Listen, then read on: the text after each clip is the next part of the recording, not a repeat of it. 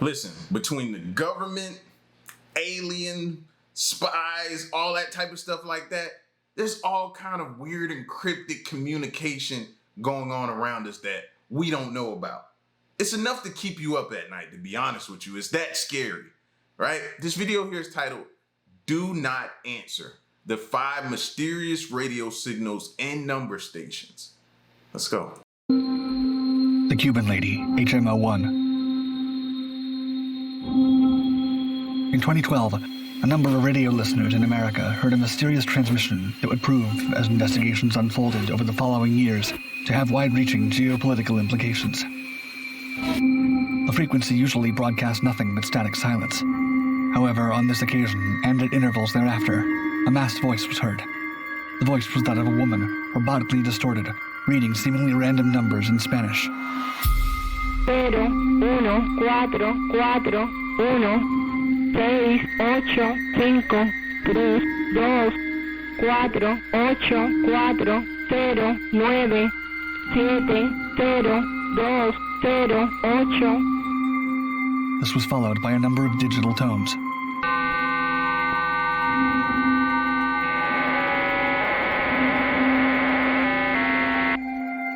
Which then faded away. Why does that make me think of the show Lost? Anybody else was like, yo, that's creepy and it took you back to Lost? That took me right back to Lost. The recorded message came in waves, repeating strings of digits for about 20 minutes before they ceased and were replaced by the crackle of yet more static. The most popular explanation for the signal is that a government agency was distributing coded messages to spies. Spies with the key to decrypt the messages would receive their orders by listening in and deciphering the patterns of numbers. Investigations found that the signal was being broadcast by a station codenamed HMO1, which is indeed owned by a Cuban intelligence agency. However, it remained unclear what the messages meant or for whom they were intended. A group of radio enthusiasts determined that HMO1 was the successor of another Cuban station named Atención, recordings from which played a key role in the conviction of 5 Cuban spies in America in the 1990s. It's believed that by using one-time pads, essentially disposable decryption keys, the messages conveyed by HMO1 can never be deciphered. The Voz de la Chica, as it's become known, has been broadcast for over a decade. Her code regularly changes, although it's unclear what the number sequences represent. However, the source has been traced back to the same building as Radio Havana. Also, auditory mishaps have revealed the computer system being used runs on Windows XP, as operating system sounds have been heard during the broadcasts. Similar international radio disruptions have happened in recent years, with a number of efforts having been made to interrupt broadcasted communications between the US and Cuba, especially when targeting asylum seekers and defectors of the Cuban regime. Many US radio experts now believe the Cuban government, the same agencies who run HMO1 and the Voz de la Chica, are intentionally jamming broadcasts of those Cubans who are requesting aid and freedom and who seek to escape their country.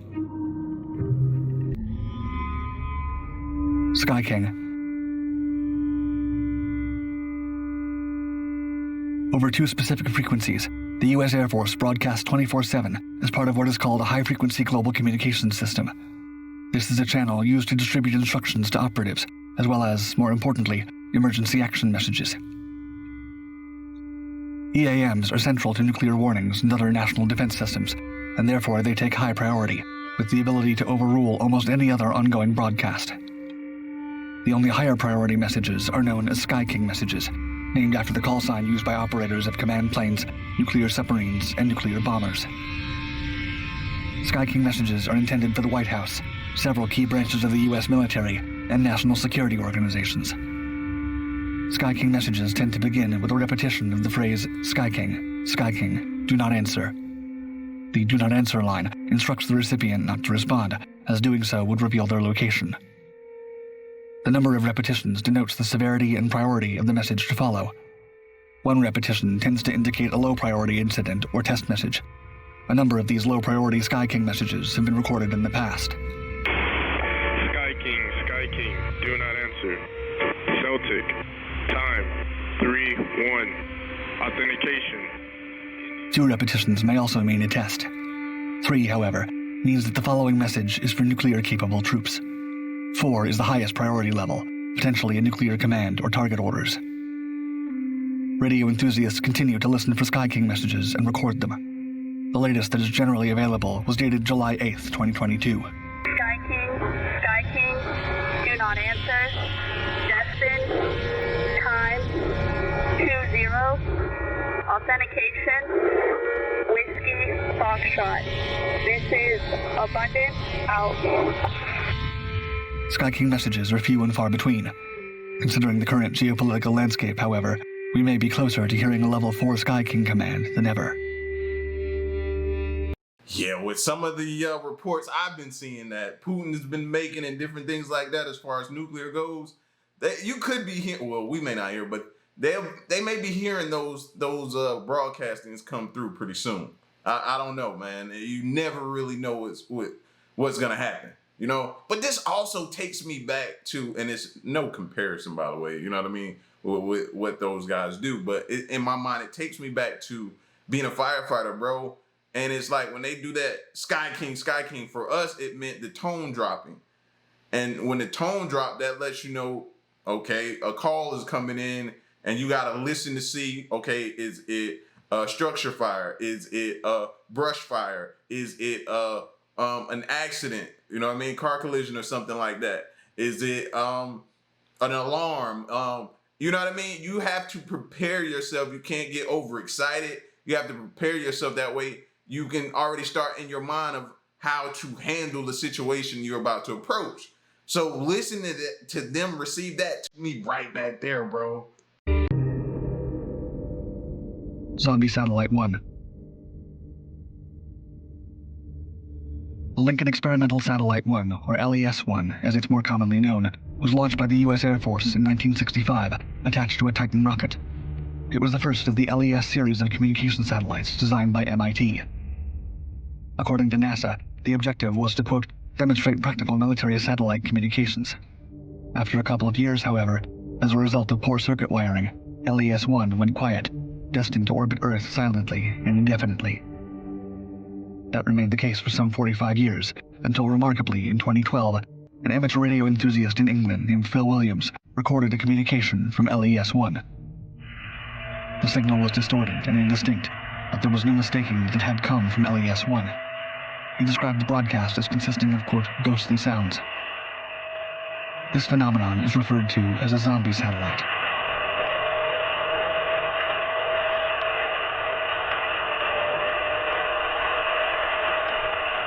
Tabloids immediately jumped on the news, with sensational claims that the satellite may have been hijacked by extraterrestrials who wanted to communicate with Earth. The nature of the message and why LES-1 restarted communications after such a long period of silence are still a mystery. One radio organization, however, offered a more reasonable explanation. According to them, it may be the case that, quote, the onboard batteries have now disintegrated, and some other component failure has caused the transmitter on 237 MHz to start up when it's in sunlight. According to the same organization, the LES-1, quote, is not likely to re-enter the atmosphere for a long time, as the orbit is still relatively high. It poses no threat, other than that caused by the thousands of other pieces of space junk in orbit. One later member of the LES satellite family, LES-5, had a similarly interesting life. The LES-5 was commissioned to operate between 1967 and 1971, then was also abandoned, effectively becoming space junk. However, after learning of the LES-1's rediscovery, an amateur satellite hunter decided to track it down. He located it in March 2020, and the LES-5 was found to be still orbiting, broadcasting, and operating far beyond its means. Today, the LES-1 and LES-5 satellites are 2 of 6 zombie satellites known to exist.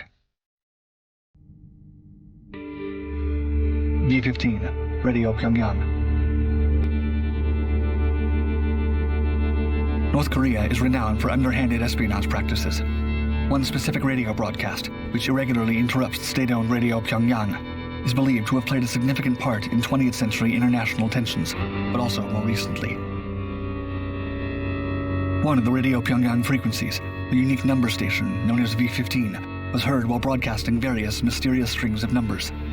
It is presumed that these strings were related to espionage and likely aimed at agents hiding in South Korea. A number of these were recorded as far back as the 1980s. However, these messages stopped in 2001, after North Korea began using the internet to communicate with overseas agents. B-15 fell silent for many years, until on June 23, 2016, these messages abruptly returned. 기술 간호사 대원들을 위한 원격 교육 대학 전국 기술 기술 과목 예습 문제를 알려드리겠습니다. The new messages had a different format and schedule, broadcasting twice per week with a musical intro and outro. North Korea's neighbors to the south were quick to criticize, feeling that the change may suggest increasing threat levels.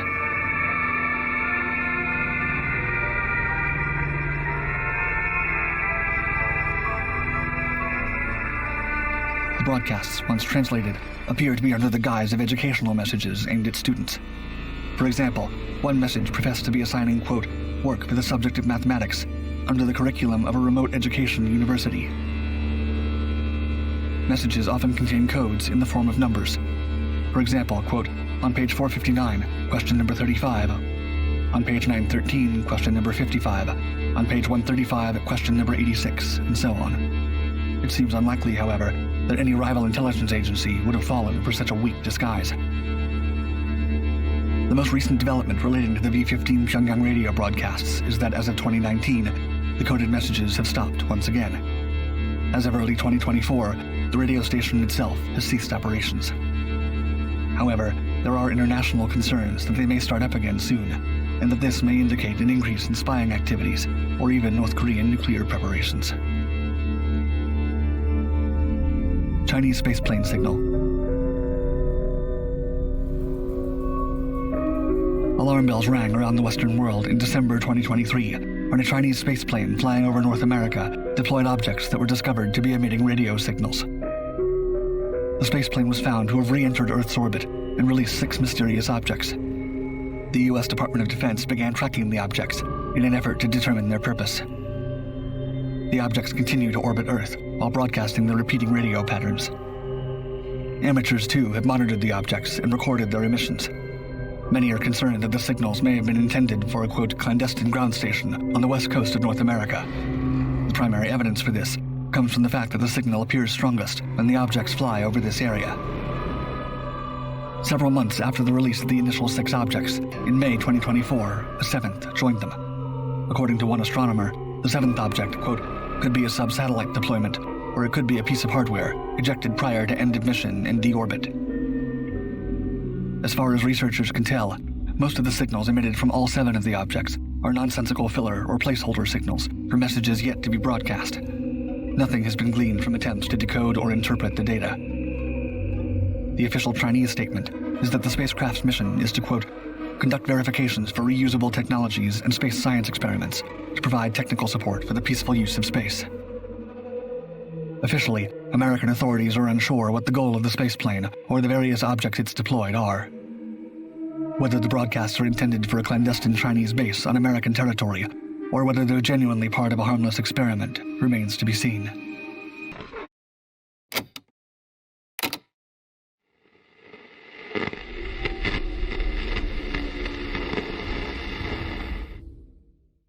Do you have a paranormal encounter you'd like to share with us? Send us an email with your story.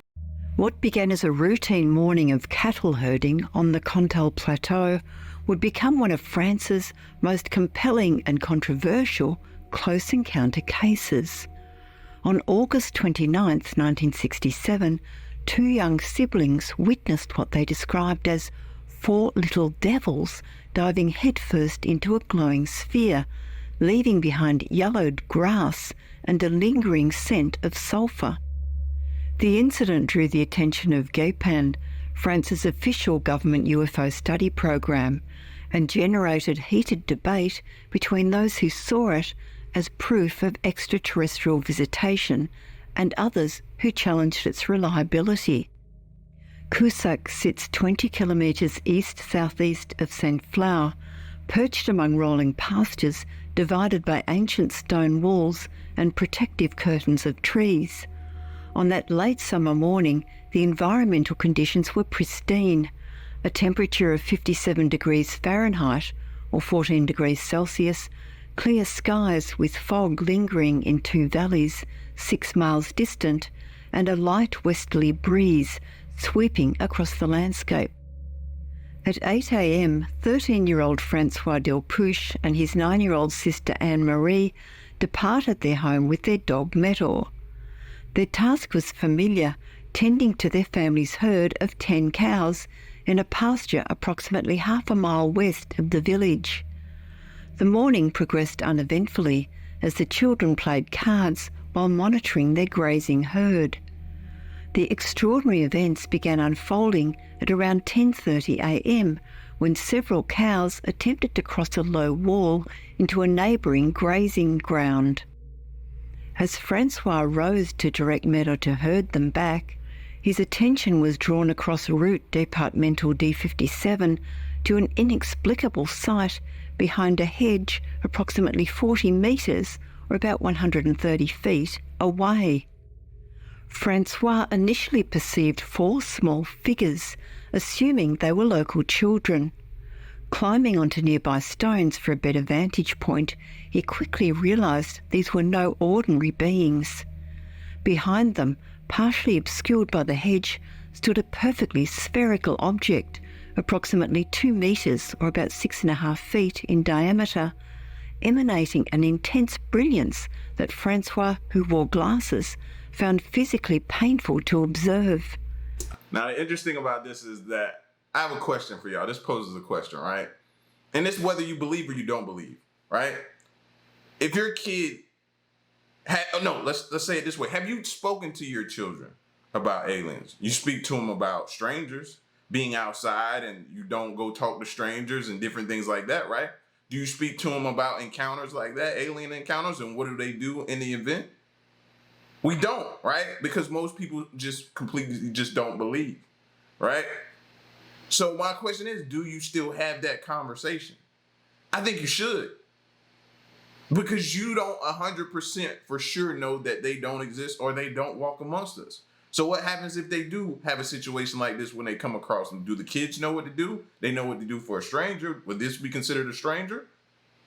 So, I mean, I would say yes, it's considered a stranger, but this may be intriguing to them because it's not a person.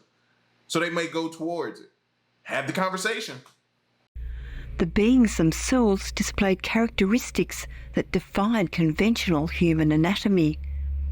Standing between 1.1 and 1.2 metres, or about 3.5 to 4 feet tall, they exhibited a uniform black coloration with a distinctive silk-like sheen.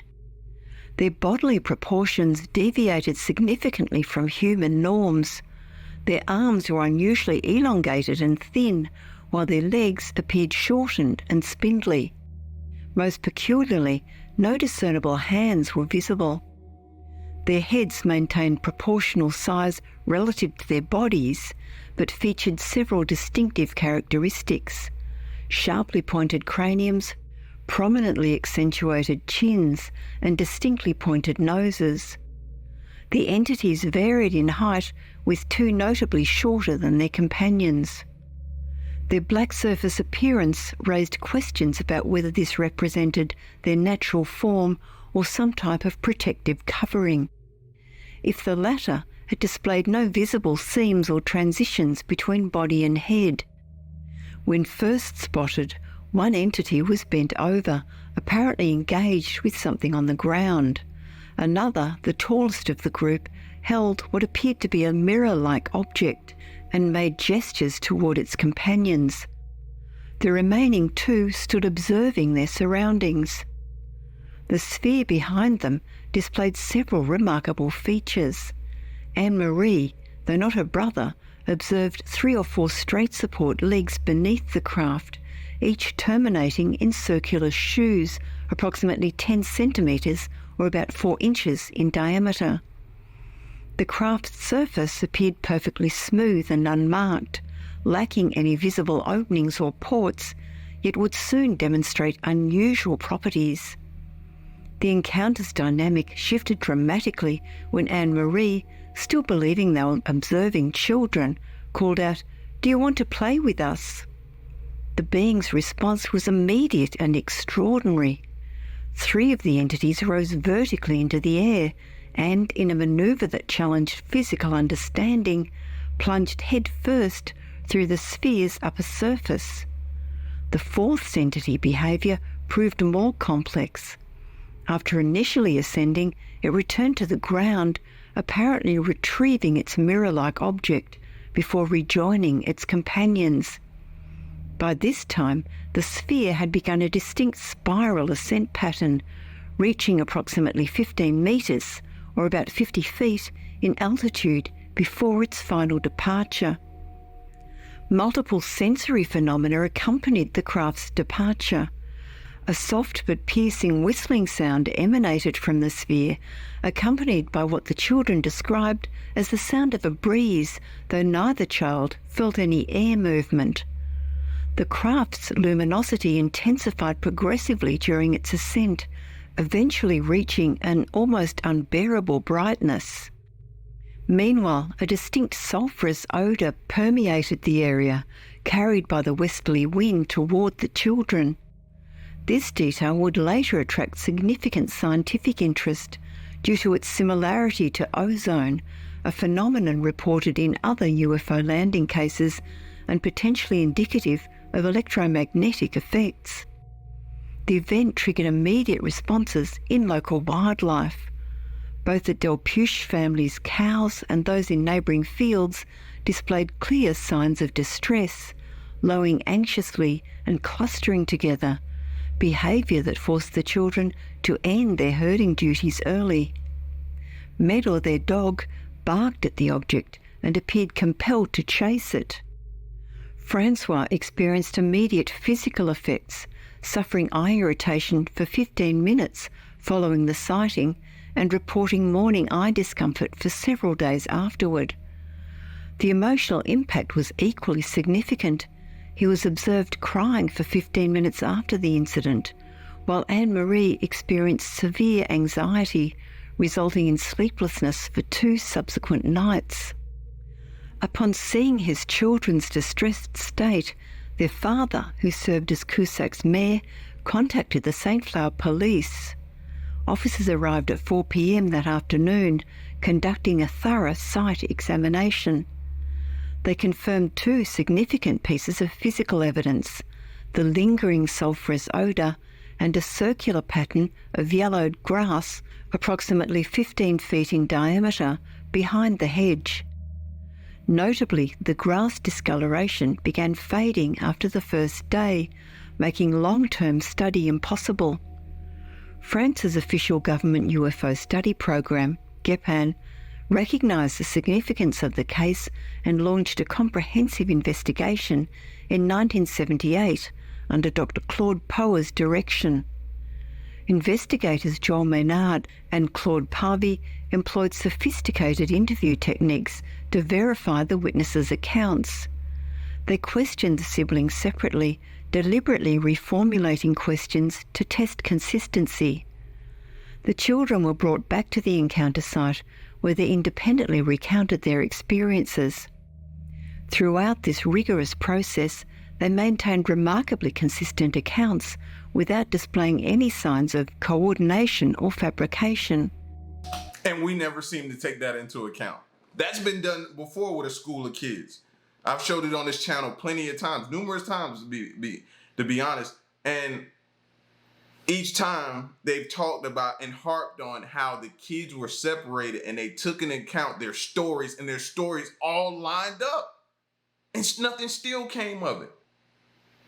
Like, I want an update from those kids. I want to say it was in Australia, but I cannot remember, but I'll go back and check. But bro, stories similar to this in the situation. Like, when are we going to start listening to them? When uncertain about details, they readily admitted their uncertainty rather than embellishing their accounts. The technical analysis yielded intriguing insights. As stated previously, the reported sulphurous odour's similarity to ozone suggested possible electromagnetic phenomena associated with the craft's propulsion system. The temporary nature of the grass discoloration indicated a possible radiation or electromagnetic effect rather than chemical contamination. The being's ability to enter the craft without visible openings suggested either advanced technology or perceptual limitations in human observation. The spiral ascent pattern, while seemingly inefficient, corresponded with magnetic field behaviours under certain conditions. Yet the case has not escaped substantial criticism. The children's initial description of, quote, little devils has led some researchers to question whether this encounter belonged in the realm of religious or folkloric experience rather than extraterrestrial contact. Critics have raised logical concerns about the physics involved.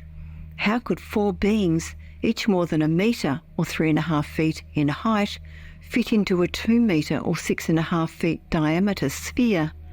The mechanics of their headfirst entry through solid surfaces and the seemingly inefficient spiral ascent pattern have drawn scepticism. Technology, bro. Technology is the simple answer. But we can't even get to the part of figuring it out because we're still stuck at the whether we believe or not believe stage. If we could ever get past that, we can all collectively get into figuring out what they're using or how they're doing what they're doing with the technology that they have, which if we figure out could be a help for us. Questions have also been raised about the children's ability to discern minute facial features at 40 metres, or about 130 feet, through vegetation. While some critics made much of the discrepancy between the siblings' observations of landing gear, this might have a simple explanation.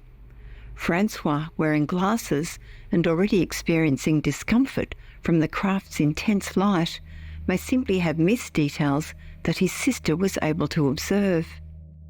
Some modern accounts of the incident include references to additional physical evidence not present in the original documentation, such as ground depressions.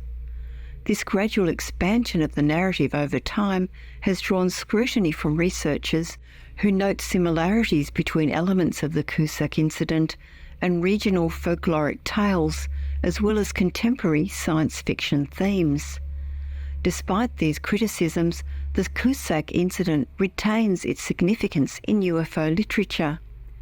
The combination of multiple witnesses providing consistent testimony under rigorous examination, physical trace evidence documented by law enforcement, official government investigation, and documented biological effects on both witnesses and animals sets it apart from many similar accounts.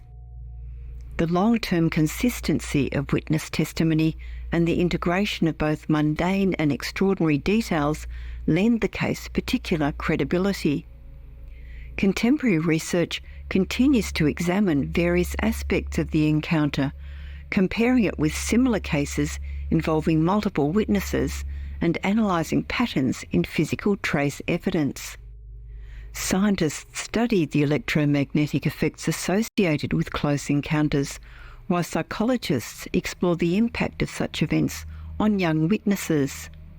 The role of official investigation in establishing UFO phenomenon credibility remains a subject of ongoing discussion.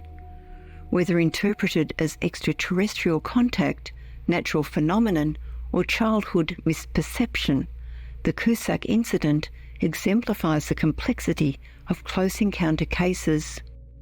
It demonstrates the importance of rigorous investigation while highlighting the challenges in reconciling extraordinary claims with current scientific understanding.